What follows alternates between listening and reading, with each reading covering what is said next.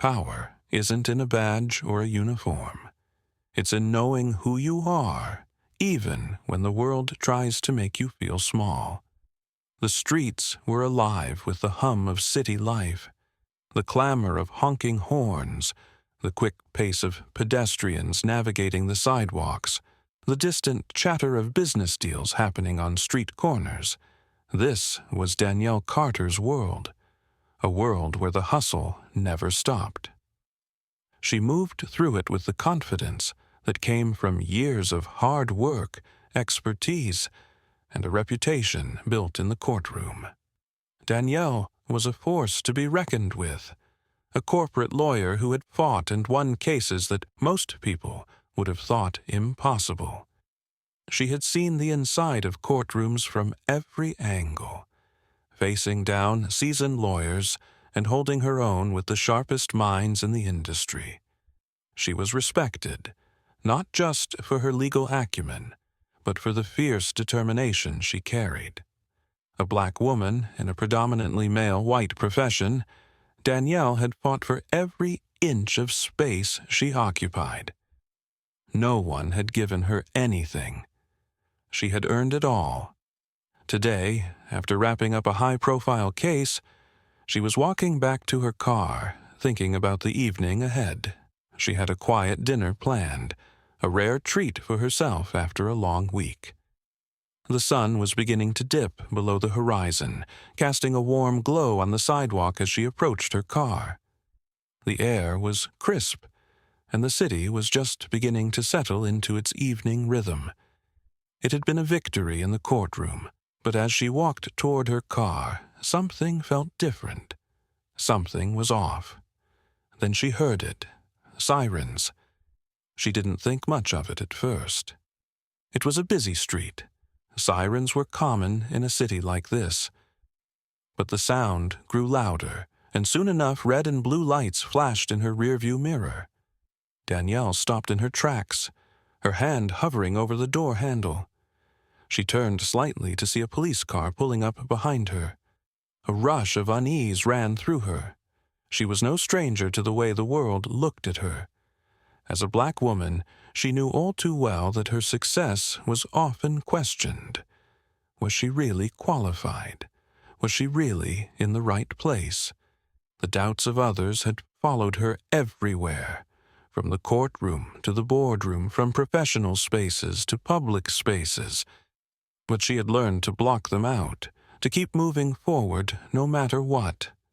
But this was different. The police car stopped. 2 officers stepped out. She couldn't help but notice the way they looked at her. One officer, a tall man with a stern face, seemed to size her up. The other, younger and less experienced, seemed unsure, his gaze flicking between his partner and her. Danielle stood still, feeling her heart beat a little faster. She couldn't shake the feeling that this wasn't just a routine stop. She was a professional. She understood the importance of staying calm in stressful situations. But the weight of the moment was heavy. Why was she being stopped? What did they want? She knew the answer even before they opened their mouths. She had been stopped before. She had been profiled before. "Ma'am, can I see your ID?" The voice was abrupt. The tone was flat. And yet the words felt charged. Danielle didn't immediately respond. She just stood there for a moment, looking at the officer. "Is there a problem?" she asked, her voice firm, though her heart raced. "We need to verify your information," the officer said, stepping closer. "Please, hand over your ID." Danielle's instincts kicked in. She knew the drill. She'd been taught to cooperate, to avoid escalation. She reached for her purse, slowly, taking a deep breath. But her mind raced. The officer didn't seem to recognize her, didn't seem to care about who she was or what she had accomplished. To him, she was just another black woman in the wrong place at the wrong time. As she handed over her ID, she could feel the heat of the moment, her fingers trembling just slightly, as she passed it to him. She knew what was happening. This wasn't about her legal credentials. This wasn't about her success or her career. This was about her skin color. And in a world where that still mattered, it always would be. The officer took her ID, examined it, and then nodded, his expression unreadable. For a moment, Danielle wondered if he even realized who he was speaking to, or whether he cared at all. She had faced similar situations before, but this time something inside of her snapped. "Is that all?" she asked, her voice unwavering. The officer hesitated, then handed her ID back without a word. The younger officer seemed to relax, though the tension in the air was still thick. Without a word, the officers returned to their car and drove off, leaving Danielle standing there. The city had returned to its usual rhythm, but something inside Danielle had changed. Her heart was still racing, but it wasn't fear. It was the weight of injustice, the reality of a world that constantly tested her, questioned her, and made her fight for every step. She took a deep breath, straightened her back, and got into her car. The world hadn't changed, but she had. Where are you watching from? And what time is it? Drop a comment below. Danielle stood tall, her posture stiff with frustration but laced with resolve. The sun was beginning to set, casting long shadows across the pavement, but it wasn't just the fading daylight that made her feel a chill. It was Officer Brad Thompson, standing before her with an arrogance that she had seen before, an arrogance that often came with unchecked authority. She had been stopped countless times before, but today she wasn't going to let him get away with it. "Suspicious. It's my car," Danielle repeated, her voice steady but sharp, challenging the officer's presumption. Officer Thompson didn't respond to her statement immediately. Instead, his eyes narrowed slightly, and he took another step closer to her, moving in a way that made it clear he was going to push this further. His hand stayed on his holster, and there was a tightness to his posture that said he was ready for confrontation. "Did you run the plates?" Danielle asked, her voice now filled with the unmistakable undertone of challenge. She wasn't going to back down. Brad Thompson's jaw tightened, and it was clear he hadn't run the plates.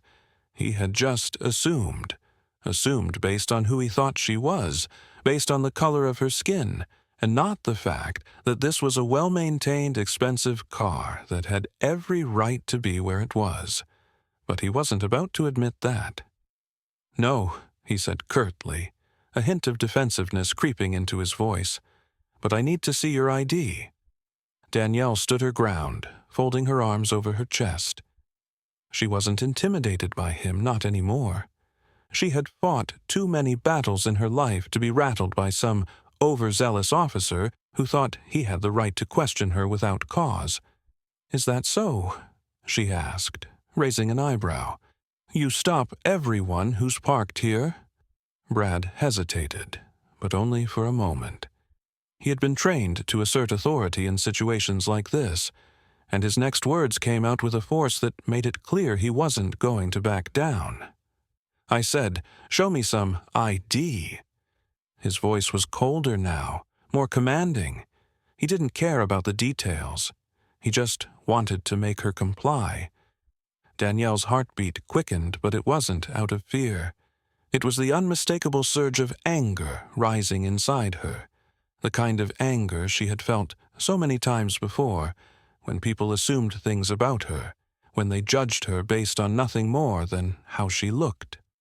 "Let me get this straight, Officer Thompson," she said, her tone now dripping with sarcasm. "You've got no reason to stop me. You've got no reason to suspect this car of being anything other than mine, and yet you're here, making demands because you don't like what you see?" Brad didn't answer immediately, but his eyes flickered. He knew he was in the wrong, but he wasn't about to admit it.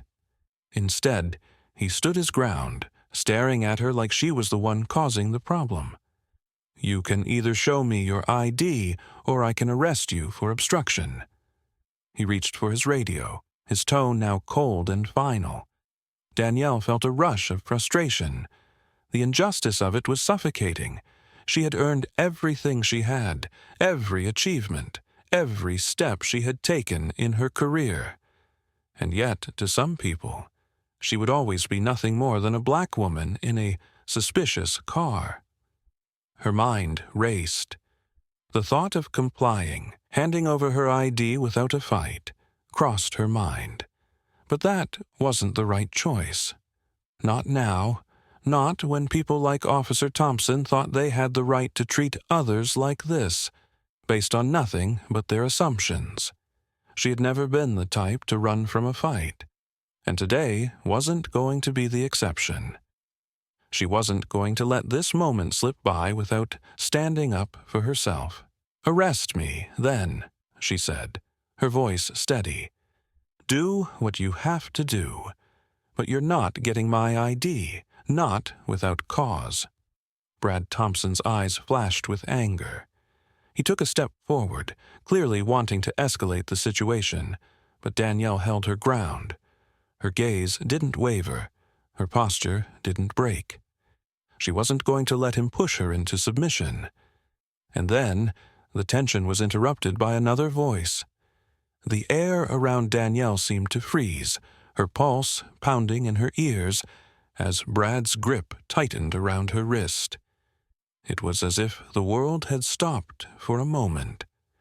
She could feel her heart racing, her thoughts scattered, but the rage building in her chest was sharp and clear. She had dealt with injustice before, but this was too far. The nerve of this man to treat her this way, in front of everyone, for no reason other than his assumptions about who she was. "Let go of me," Danielle growled, her voice steady, despite the overwhelming anger coursing through her. She yanked her arm, but Brad held fast, his fingers digging into her wrist like he was trying to bend her to his will. "I said," Brad repeated, his voice colder now, "I can take you in for resisting." "Resisting what?" Danielle snapped, her eyes flashing with disbelief. "You've got no cause. I haven't done anything." But Brad's eyes weren't listening. His grip remained firm, and the bystanders around them whispered, some recording on their phones, others just staring in disbelief. Danielle could feel every single one of their eyes burning into her back, watching her, waiting to see what would happen. And then, the moment she hadn't expected, yet somehow knew was coming. "Take your hands off my wife." The voice was deep, commanding, unmistakable. Danielle's breath caught in her throat, and for the first time since the encounter started, she felt a flicker of something else. Hope. She turned her head, the tension in her chest lifting slightly, only to see a man, tall, powerful, wearing a perfectly tailored suit. His face was serious, his expression unreadable. He was the one who spoke, but his eyes were locked on Brad's, sharp and unwavering. Brad blinked, his grip faltering slightly as he turned toward the voice. "What?" he said, his voice suddenly less sure. "Who the hell are you?" The man didn't flinch. His posture remained firm, confident. Nothing about him suggested he was going to back down either. "I said, take your hands off my wife," he repeated, this time with even more authority. Danielle's heart was still racing, but now she felt a strange sense of relief. This wasn't over. "Now," the man continued, stepping forward, his eyes narrowing at Brad, "you have two choices. You can let go of her right now, or I can have you escorted off this property and have your badge revoked." Brad's face reddened. He wasn't used to being spoken to like this, certainly not by someone who was clearly not afraid of him. His grip loosened slightly, his confidence slipping. I don't know who you think you are." "I'm someone who knows exactly what's going on," the man interrupted. He stepped closer until he was almost right next to Brad, his eyes never leaving the officer's face. "I'm someone who sees a man abusing his power, and I'm not going to let it stand." The man reached out and gently pulled Danielle's arm away from Brad's grip, his touch firm but comforting. Danielle exhaled, the tension in her body finally starting to release. She rubbed her wrist where Brad's hand had been, but her focus was entirely on the man who had just come to her defense. Brad took a step back, still trying to regain his composure, but it was clear that he was losing control of the situation. "I'm just doing my job," he muttered, but the words were weak now, without conviction. The man didn't let him off the hook. "Your job is not to abuse people based on the color of their skin," he said, his voice quiet but forceful enough that everyone in the area could hear. "Your job is to protect, to serve. You've failed in both." Brad was visibly shaken now, but before he could respond, the man turned to the gathering crowd. "And you all saw it. Every one of you," he said, his eyes scanning the onlookers. "Don't let this go unnoticed. Stand up for what's right, no matter who the person is. It's our duty to do so." The people around them remained silent for a moment, their eyes glued to the confrontation. Some were nodding, others looking at each other in stunned realization. The power dynamics had shifted in that moment. The man turned back to Brad, his expression firm. "You're dismissed," he said, his tone final.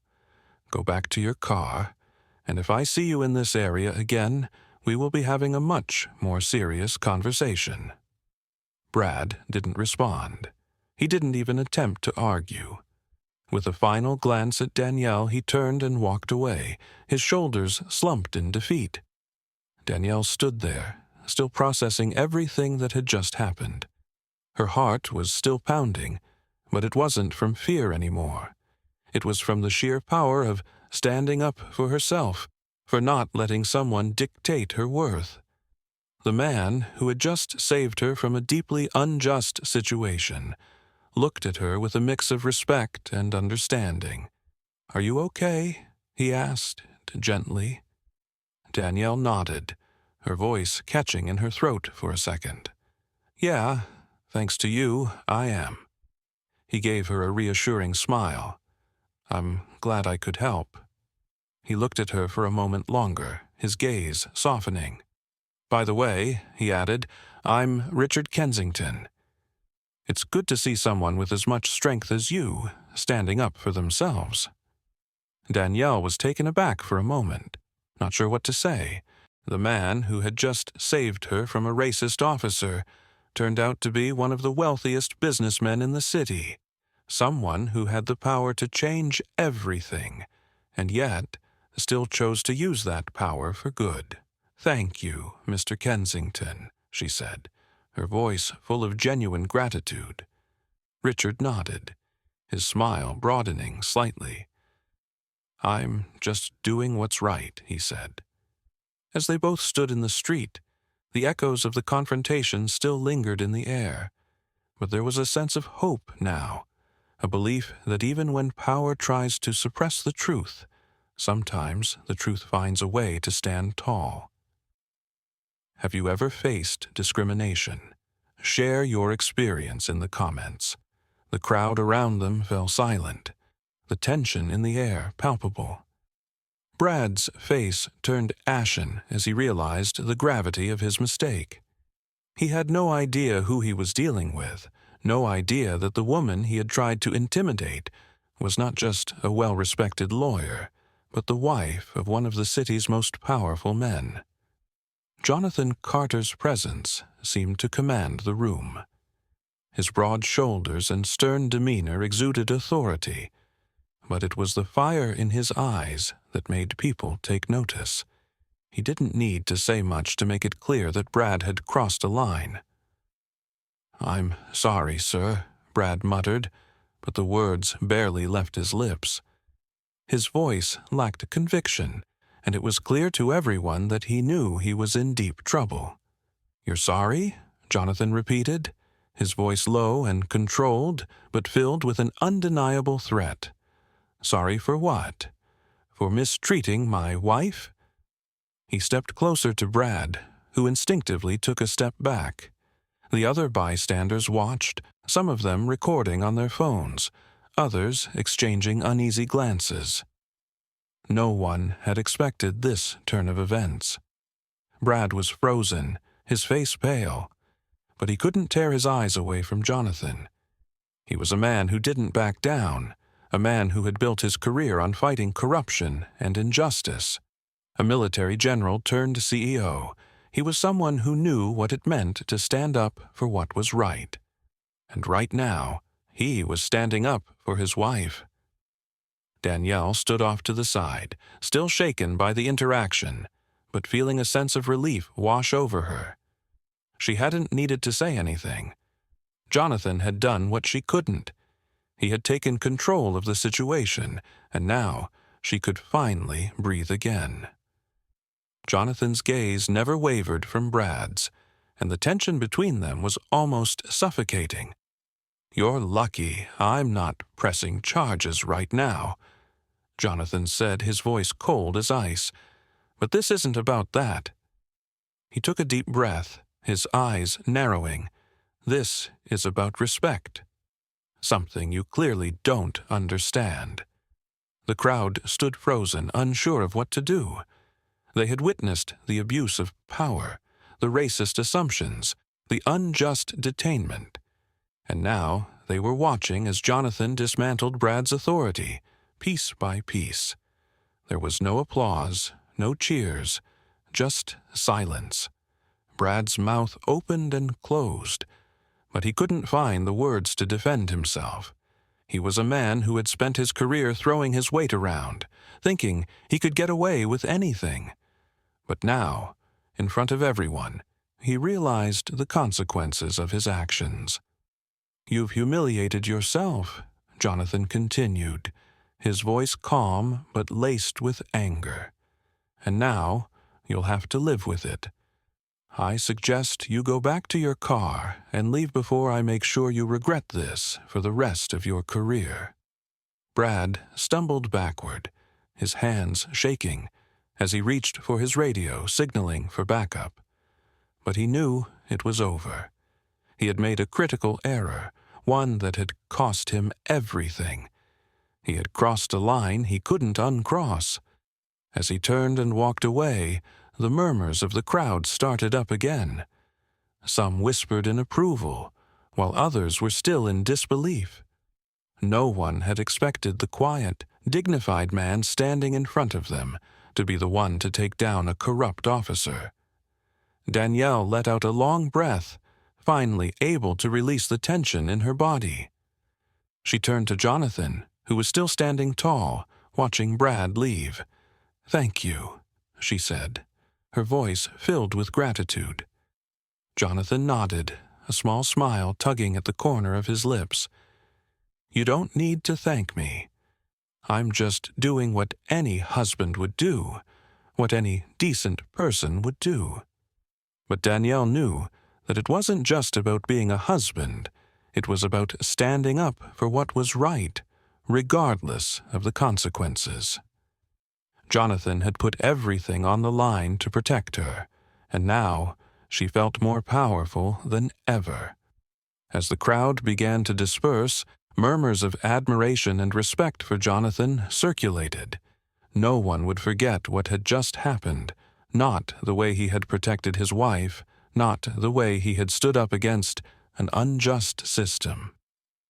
Jonathan turned to Danielle, his eyes softening. "Let's go home," he said, his voice quiet but filled with a promise. Danielle smiled. For the first time that day, she felt truly seen, truly respected. They walked out of the showroom together, ready to face whatever came next. And as they stepped into the car, Danielle knew that the world was changing, one small act of courage at a time. Would you have stood your ground or walked away? Drop a comment below. Brad hesitated for a moment, his eyes darting between Jonathan and Danielle. His face reddened, not from embarrassment, but from the realization that he had been caught in his own act of power abuse. The cameras flashing around him, the whispers from the crowd. It was all happening too fast for him to recover. Every part of his body screamed for him to back down, to avoid the inevitable consequences. Jonathan stood tall and unflinching, his eyes locked onto Brad's with unspoken authority. There was no anger in his gaze, only calm and unyielding certainty. This wasn't just about the moment. It was about making sure Brad understood that he was no longer in control. You want to arrest her. Jonathan's voice was low, but carried a weight that no one could ignore. Go ahead. He took a small step forward, his posture widening, making it clear that he wasn't backing down. Brad's eyes flickered nervously as he tried to maintain control of the situation. He was a man used to authority, used to being in charge. But now, standing in front of someone who had far more power and resources, he felt small. He swallowed hard. And I promise, Jonathan continued, his voice almost a whisper, but still strong and commanding. By the end of the week, you won't just lose your badge. You'll lose everything. A few bystanders gasped. The weight of Jonathan's words hung in the air like a storm cloud. Brad's face went from red to pale as he understood the full extent of what was at stake. He wasn't dealing with a regular citizen anymore. He was facing the wrath of someone who had the power to ruin him, not just professionally, but personally as well. Brad glanced around at the growing number of onlookers, their phones raised, capturing every second of this heated exchange. Cameras flashing, faces peering out of windows, people whispering behind their hands. This was quickly becoming a public spectacle, something that could easily snowball into a scandal he didn't want. You don't want to escalate this, Jonathan said calmly, his gaze never leaving Brad. The way Jonathan stood so composed, so in control, seemed to freeze Brad in place. Brad's voice faltered, trying to find the words to salvage his dignity, to act like he still had the power to dictate what happened next. Danielle's arms were crossed, her expression cool and steady, but there was fire in her eyes. She had been through enough of this type of treatment to recognize when someone was trying to intimidate her, and she wasn't going to let it slide. So, officer, what's it going to be? Danielle's voice rang out, no hint of hesitation or fear. It was a challenge, not just to Brad, but to the entire system that had allowed men like him to abuse their power without consequence. Brad took another glance around the crowded street, realizing that his options were dwindling. He wasn't just dealing with a powerful man. He was facing a public reckoning. If he continued down this path, he could face a lawsuit, a scandal, and a career that would implode in front of everyone. The seconds ticked by like hours.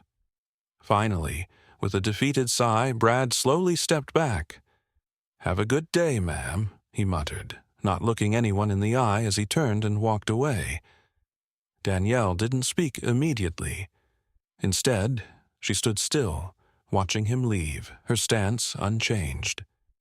The moment was far from over, but it felt like a victory, albeit a quiet one. She snatched her purse back with a small, satisfied smile. "Oh, I will," she said softly, more to herself than to anyone else. Jonathan smiled, his pride in her evident. He put a reassuring hand on her shoulder, guiding her away from the confrontation. "Let's go," he said, leading her toward their car. As they walked away, the crowd began to disperse. and the murmurs of the onlookers slowly faded. Some were still talking, some were shaking their heads in disbelief, but the message had been sent loud and clear. This wasn't just a fight about a public humiliation. This was a fight for respect, for dignity, and for standing up against those who believed they could push others around. Danielle looked up at Jonathan, a mixture of relief and gratitude in her eyes. "Thank you," she said, her voice soft but full of emotion. "I don't know what I would have done without you." Jonathan squeezed her shoulder. "You didn't need me," he replied. "You've always had the power. You just needed someone to remind you of that." As they got into the car and drove away, the street behind them slowly returned to its normal rhythm. But for those who had witnessed the exchange, things would never be the same. Power was not just about money. It was about standing your ground, even when the world tried to silence you. Would you have stood your ground or walked away? Drop a comment below. Brad turned sharply, his boots clicking on the pavement as he marched back toward his patrol car, head down. His departure was swift, his pride bruised, and his authority shattered. The crowd that had witnessed the standoff now erupted into a murmur of whispers.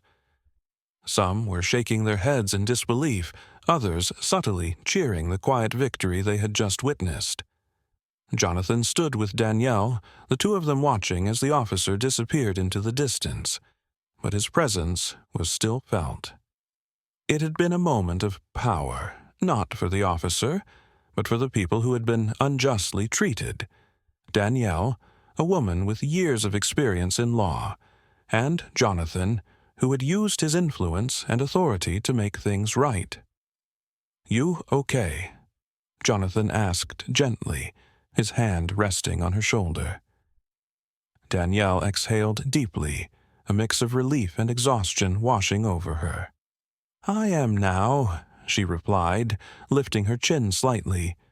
She smirked up at him, the weight of the moment still lingering. "You enjoy your dramatic entrances, don't you?" Jonathan grinned, the tension finally easing in his features. "Only when it saves my wife's day," he said with a wink. Danielle couldn't help but laugh.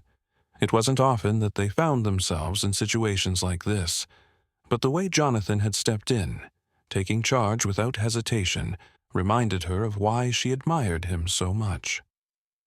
As they walked toward her car, Danielle glanced down at her phone. Her inbox was blowing up with messages and notifications. The video of the encounter was already viral, shared across social media platforms. It didn't take long for people to recognize the powerful moment. Brad's overstep was now public knowledge, one that would linger in the minds of many for a long time. "Looks like the world is waking up," Danielle muttered, scrolling through her messages. Jonathan chuckled softly, opening the car door for her. "I'm not so sure it was just a wake-up call for Brad. It's a wake-up call for anyone who thinks they can misuse their power without facing consequences." Danielle paused for a moment before sliding into the passenger seat. "Power isn't in a badge," she mused aloud. "It's in standing up when it counts. And that moment, it's bigger than anything Brad could have ever done with his badge." Jonathan nodded, starting the car. Exactly. He tried to assert power, but in the end, he learned a painful truth. Real power doesn't come from a badge. It comes from standing on the right side of history. As they drove off, the city continued to hum with life, indifferent to the events that had just unfolded. But for Danielle and Jonathan, something had shifted. The balance of power wasn't defined by titles or uniforms. It was defined by standing up for what was right, even when it was difficult. Danielle leaned back in her seat, her eyes closed for a moment. "I never needed his permission," she whispered. more to herself than to Jonathan. But it feels good to know that some people are finally getting it. Jonathan smiled, glancing at her with understanding. They're getting it, but you've known it all along. As they left the chaos behind them, driving down the familiar streets, Danielle couldn't shake the feeling that this was just the beginning. One moment of power, one right decision, could change everything. And for the first time, she truly believed that things could be different.